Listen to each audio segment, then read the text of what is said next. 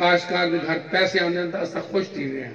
ساکو پتہ ہے کہ یہ پیسے ساڑھے موزیاں تے لگ رہے ہیں, گھراں تے لگ سن, صحت تے لگ سن, ایجوکیشن تے لگ رہے ہیں. ان دی وجہ این پاسے جڑے لوگ محکمہ زراعت تے بیٹھے ہوندے ہیں مختلف عہدیاں تے, یہ بھی سارے ذمہ داراں دی اولاد ہیں.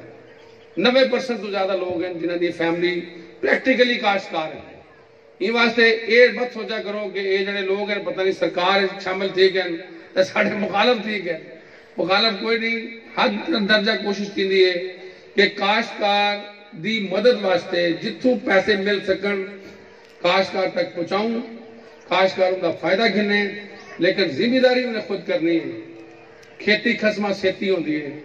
خود جتنے ذمہ داری دے وچ تساں دلچسپی گھنسو, اپنے نوجوان بچیاں کو جتنی ذمہ داری دے بارے آکسو, ان کو فخر ہونا چاہیے کہ ان زمین دا پتر ہے, اتھوں دا والدین نے رزق دے, باہمیں جڑی مرضی نوکری کرے, جتنا مرضی پڑھے. ان کو پتہ ہونا چاہیے کہ کھاد بہتر سلیکشن تھی سی, پیسٹیسائیڈ دی بہتر سلیکشن تھی سی, بجلی بہتر سلیکشن تھی سی, ٹریکٹر دا استعمال بہتر تھی سی, ایفیشنسی بچی. تعلیم یافتہ لوگ اگر دلچسپ بھینن تو فی ایکڑ پیداوار بچی, منافع بخشی.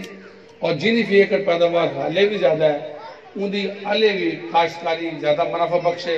میں ہی دعا دنال کہ این ایریے این موضے این ضلع کاشتکار ترقی کرے. اور یہ جڑے سگوں موسمی حالات دا سامنے ہیں اللہ تعالیٰ انہاں دنال سگوں نے برد ازمات ہمت دی توفیق دے وے, اور اساں اسلامی احکامات پہ عمل کرنے دے وے اپنی کاشتکاری کو منافع بخش کاشتکاری تبدیل کروں.